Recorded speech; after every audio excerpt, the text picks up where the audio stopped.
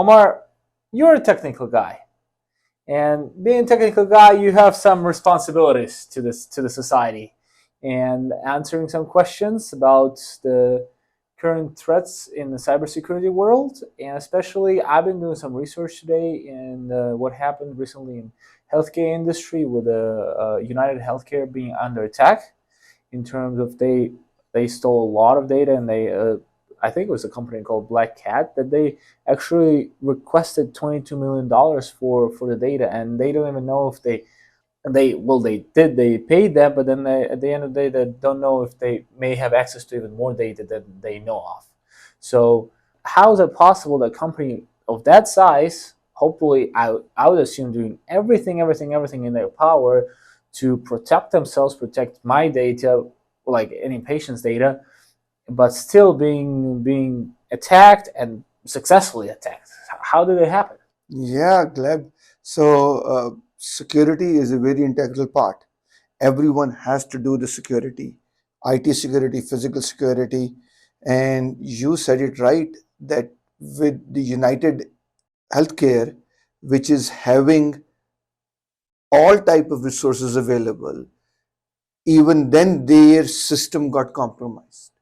It means that everyone and anyone can be a victim of security these days. So it is very important that we need to take on regular basis processes, then looking into the procedures, how we are securing our environment. I know most of the small practices, they are not doing on regular basis any security policies, making sure that they have a right antivirus, that their computers are secure, applying security patches. So it is a very huge problem. I can bet today, if I am asking an audience here, and if any doctor is listening, when they have changed the password for their EHR or EMR, Mm-hmm. I know the answer will be most of the time that no, they have not changed it, or they don't have a regular password changing policy. So this is very important, that you need to keep your environment secure. And one thing I can just about security or any ransomware attack is that you are completely, is that it will not going to happen to you. It's not possible. It's just only that when, but for that you need to be prepared. So always you work with a very nice or reputed MSP, managed service provider. As you know, under MD Help Tech, we not only provide prior authorization, we also provide many other front end services, but plus also we just added a MSP services only for the medical clinics, where we can come in, secure your environment, make sure Wi-Fi has strong passwords, you have Bitdefender or some very nice security antivirus, AD, uh, live uh, checking of the software. So all those things are there. Mm-hmm. Mm-hmm. Mm-hmm. And what is MSP exactly? MSP is a managed service provider. Mm-hmm. Is basically you hire experts who have done in IT security and managed your services. So what they will do, they will come in, they will assess your environment, they will look at it, what kind of a software you are running, whether you are HIPAA compliant or not. They do security assessment, in which they do SOC, they do pen testing, they will make sure that you are completely secured. One thing is, you may go also and do some research.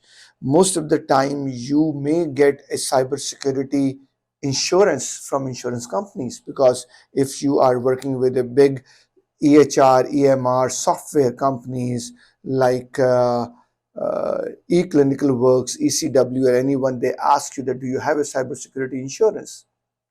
You can take a cybersecurity insurance, but if you are not implementing those cybersecurity standards, when you're going to open a case with that insurance company, they will deny you. So it doesn't mean that you have cybersecurity insurance, you are covered, you have to implement those things. Otherwise, your claim will be denied as well. So, though all those things, MSP, managed service provider, will come in, they will look at it, and they will provide you the support and the parameters to make sure that you are HIPAA compliant.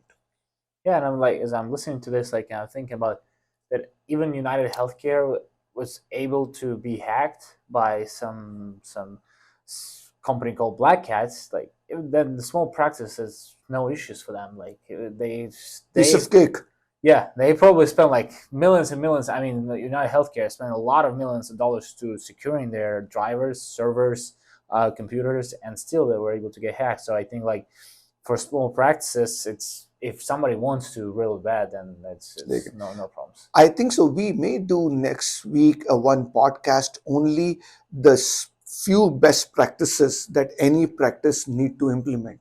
So we may cover in next podcast is that, let's say, what are the top 10 basic security things that any practice need to implement. So I think so that will be a very good next podcast for 15 minutes in which we will cover that. Okay, So that's we'll, good. We'll kind of outline what the practices should implement in their day to day to basically make it more secure and more like the patient data more secure and stable. Exactly. Okay.